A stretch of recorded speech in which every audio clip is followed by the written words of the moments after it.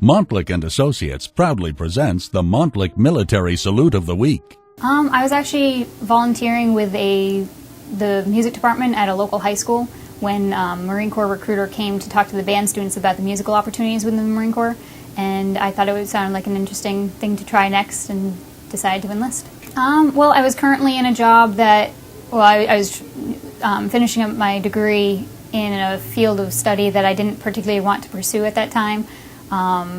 It may be useful later, but it's not what I wanted to do then. And I really missed performing and playing with the band and playing music for people.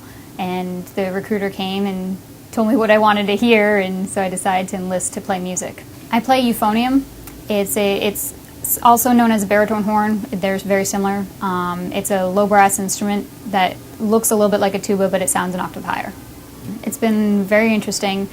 Seen a lot of places, traveled to a lot of interesting places.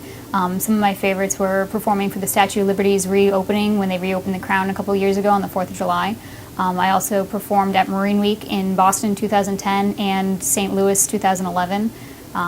Been to San Antonio a few times, and they keep us busy. The Albany Marine Band was actually recently selected as the Marine Corps Band of the Year, based off of the musical headquarters of the Marine Corps. What they do is they look at the physical fitness, the tests that each Marine must pass annually, their rifle scores, martial arts performances, and how they conduct themselves at a typical performance. And we also submit musical recordings. And they look at all that information, and out of the 12 field bands, they selected Albany Marine Band as the Band of the Year for 2010. I was actually just transferred out of the band to become the Commanding General's driver about 3 months ago. So anytime he has any official functions that require him to leave the headquarters building, I'm the one who's behind the wheel making sure he gets where he needs to go when he needs to be there. I'm on call, kind of, like if anything comes up, I'm on call. Most of everything he does, we know at least a day in advance, so I can prepare for it.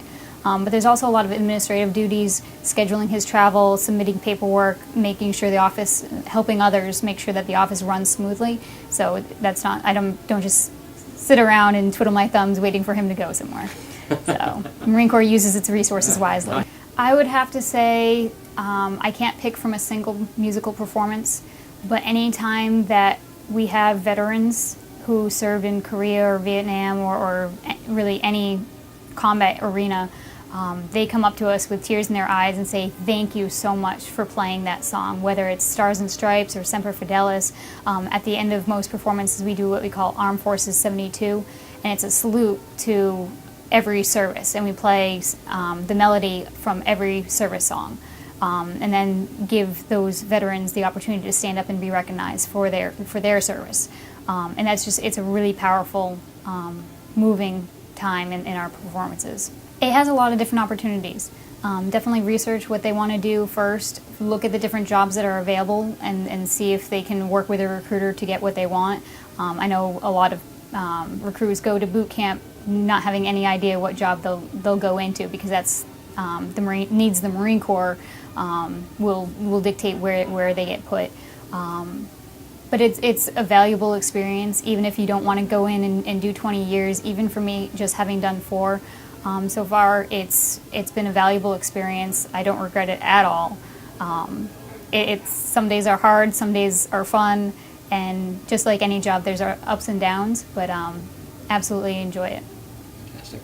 Well, this is also going online, so does anybody want to say hello to back in New Hampshire or anyone around the country? Hi, Dad. Hi, family, friends.